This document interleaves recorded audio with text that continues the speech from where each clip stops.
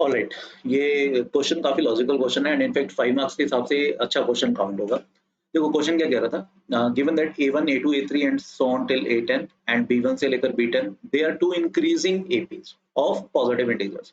तो natural numbers के कुछ एपीज हैं, है ना। एक एपी है A1 A2 A3 A4 A5 A6 A7 A8 A9 A10। Similarly एक बी का सीरीज है, ठीक है, ये पॉजिटिव इंटीजर से बना हुआ है।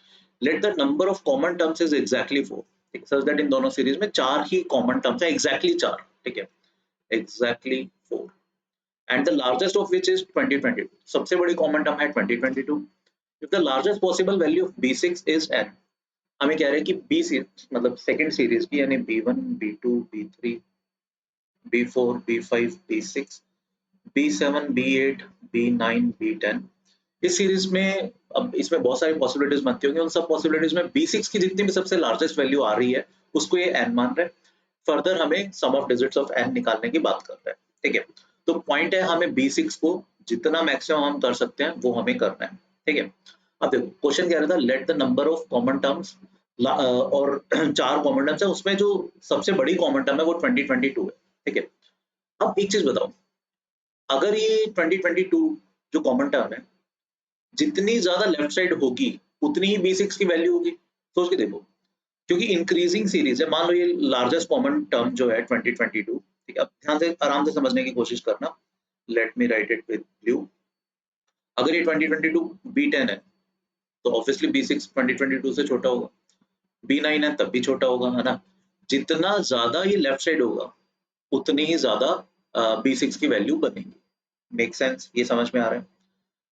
हो सकता है फोर्थ जो लार्जेस्ट कॉमन टर्म है, फोर्थ कॉमन टर्म वो B6 हो, तो B6 2022 के इक्वल हो जाएगा। अगर वो B5 होता है तब B6 उससे बड़ा हो जाएगा। अगर वो B4 होती है 2022, है ना, अगर B4 होता है तो B6 और बड़ा हो जाएगा। क्या 2022 B3 हो सकता है? नहीं, बिकॉज एग्जैक्टली 4 कॉमन टर्म है, तो फोर्थ जो सबसे बड़ी कॉमन टर्म है यानी फोर्थ कॉमन टर्म वो हमारी 2022 के इक्वल है, ठीक है। अब इतनी सी कहानी से एक चीज समझ में आ रही है कि अगर हम ऐसा कर पाए, अगर हम ऐसा कर पाए कि ये जो टर्म है B4, B4 को अपन 2022 बनाते हैं, अगर अगर हम ऐसा कर पाए, फोर्थ लार्जेस्ट टर्म को 2022 बनाए, तो that means first second series की तो B1 B2 B3 और B4 ये कॉमन टर्म्स है। अब इधर कौन सी वो चार की कॉमन है वो अभी पता नहीं है, वो देखते हैं, ठीक है। बट अब सोच के देखो, अगर हम B4 को 2022 कर पाए तो हमें B6 की मैक्सिमम वैल्यू चाहिए, ठीक है। अब B6 को मैक्सिमाइज करवाने के लिए जितना B1 छोटा होगा उतना ही कॉमन डिफरेंस बड़ा होगा, उतना ही B1 और B4 के बीच का गैप बड़ा होगा, दैट मींस कॉमन डिफरेंस बड़ा होगा, उतनी ही B6 की वैल्यू होगी। तो B4 अगर 2022 मानते हैं तो जितना कम से कम B1 पॉसिबल होगा उतना B6 मैक्सिमम होगा, ठीक है। हमें और लार्जेस्ट पॉसिबल वैल्यू B6 ही चाहिए, ठीक है।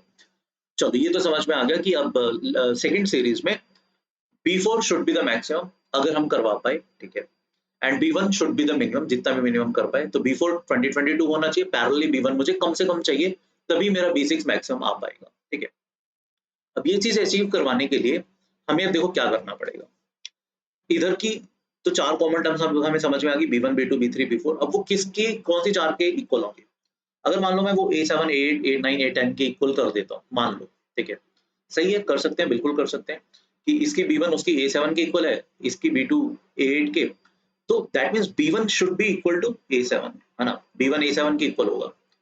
अब A7 से पहले A6 A5 A4 A3 A2 A1 को भी आना है, और पॉजिटिव इंटीजर्स का इंक्रीजिंग सीक्वेंस था, ये क्वेश्चन में लिखा हुआ था पॉजिटिव इंटीजर्स का। तो B1 सेवंथ टर्म बनेगी इस सीरीज की, समझ में आ रही हो? तो B1 काफी बाद में आएगा, यानी उससे पहले 6 और पॉजिटिव टर्म्स आ जाएंगे, तो B1 अपने आप बड़ा हो जाएगा। तो इससे बेटर है मैं क्या कर सकता था, हो सकता है मैं मतलब कोशिश करता हूँ यहाँ से स्टार्ट करने की, लेफ्ट साइड से, मतलब मैं कोशिश करता हूँ कि B1 को मैं A1 के इक्वल रखूं।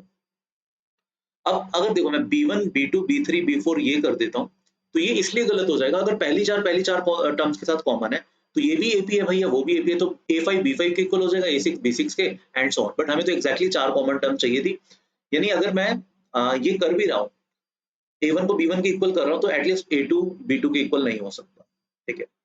अब अगर मान लो मैं ये कर देता हूँ, B2 को मैं फर्दर लेट से इसके इक्वल कर देता हूँ, A3 के इक्वल कर देता हूँ। अब प्रॉब्लम क्या है, A1 A3 फिर A5 फिर A7, ये AP में B1 B2 B3 B4, ये हमारे 4 तो AP हो गए, बट फर्दर A9 B5 बन जाएगा।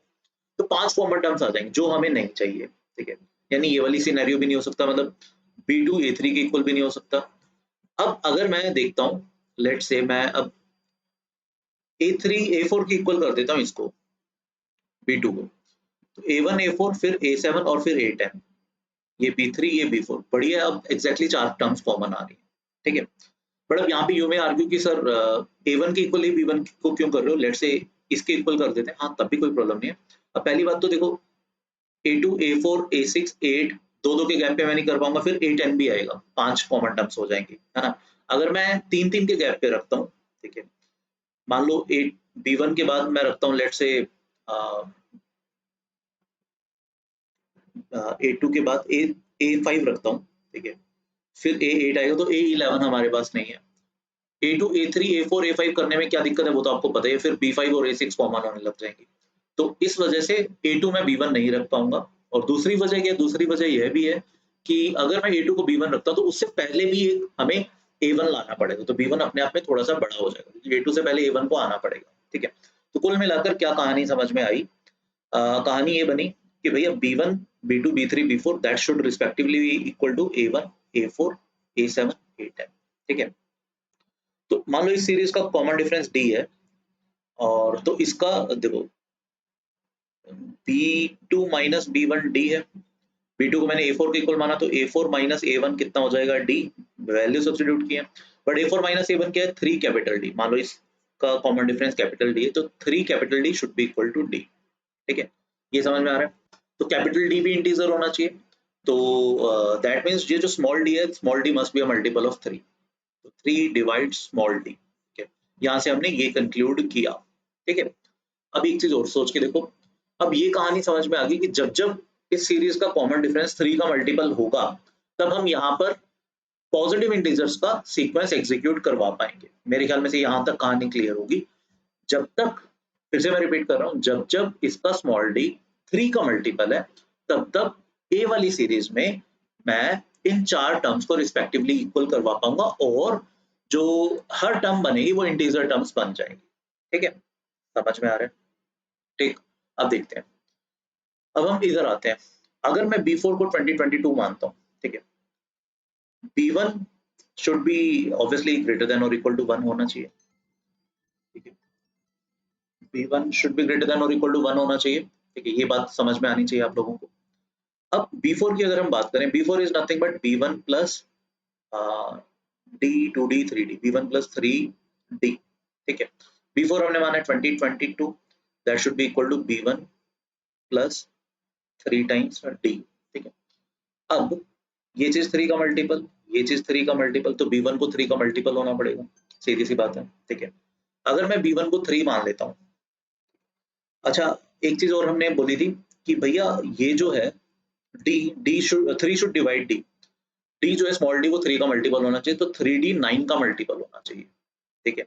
3D should be multiple of 9, तो 2022 minus B1 that should B divisible by 9, ये 9 से डिविजिबल होना चाहिए। और हमें B1 कम से कम चाहिए, जितना छोटा B1 होगा उतना ज्यादा कॉमन डिफरेंस होगा, उतना ज्यादा D होगा, स्मॉल d होगा। ये समझ में आ रहा है आप लोगों को, इस इक्वेशन से भी समझ में आ रहा होगा, जितना B1 छोटा होगा उतना ही ज्यादा बड़ा स्मॉल d होगा, एंड हेंस उतना ही ज्यादा बड़ा B6 होगा, ठीक है। अब सीधी सी बात, इसका सम ऑफ डिजिट्स आता है 6, अगर B1 की वैल्यू 6 होती है, ठीक है, तो इसका sum of digits will be divisible by 9, ठीक है। तो अगर मैं B1 को 6 रखता हूँ, तो दिस इंप्लाइज स्मॉल d कितना आ जाएगा, 2022 माइनस 6 कितना बन गया 20, कितना हमने 26 है ना, हाँ, अपॉन कितना कर देंगे 3, ये मेरा मेरा क्या आ जाएगा स्मॉल d, ठीक है। तो कितना बन जाता है भैया 672 स्मॉल d आ जाता है, B1 है हमारा 6, बट हमें चाहिए क्या था B6, तो B6 should be equal to B1 यानी कि 6 प्लस 5 टाइम्स 672, ठीक है। तो ये कितना बनता है 6 प्लस 3360, दैट इज 3366, ये मेरा B6 आता है। तो largest possible value of B6 कितना बनेगा, दैट विल बी 3366। अब हमें पूछा गया था सम ऑफ डिजिट्स ऑफ n, मतलब इस 3366 का सम ऑफ डिजिट्स पूछा था, दैट इज क्लियरली 18। ठीक है, तो 18 will be the perfect answer. ठीक है, काफी लॉजिकल क्वेश्चन था ये, अच्छा था ये क्वेश्चन, है ना। इसमें आपको मतलब दो सीक्वेंस में मिनिमम मैक्सिमम पैरेलली एग्जीक्यूट करना था। और है ना, देखो यहाँ पर क्या था, आपको है ना ये चीज भी देखनी, जैसे बच्चों को काफी बार डाउट होता है कि सर इसमें प्रॉब्लम क्या है, डी को स्मॉल वन, डी को वन मान लो, क्योंकि जितना डी छोटा होगा उतनी ही सीक्वेंस बड़ी होगी। ठीक है, और ऐसा करने से बी वन इंटीजर भी आ जाएगा। ठीक है, स्मॉल डी इंटीजर भी आ जाएगा, नहीं स्मॉल डी पहली बात तो इंटीजर नहीं आएगा। ठीक है, ऐसा करने से बी वन को 3 मानते हैं तो स्मॉल डी इंटीजर आ जाएगा, यानी ये सीक्वेंस इंटीजर की बन जाएगी। बट फिर इस सीक्वेंस में प्रॉब्लम, आप ए वाली सीरीज को इंटीग्रल मतलब पॉजिटिव इंटीग्रल सीरीज नहीं बना पाओगे। राइट, हमें दोनों ही सीक्वेंस पॉजिटिव इंटीजर्स की लिखी हुई थी, इसीलिए बी वाली सीरीज का common difference should be multiple of 3। ठीक है, क्लियर, चलो भाई।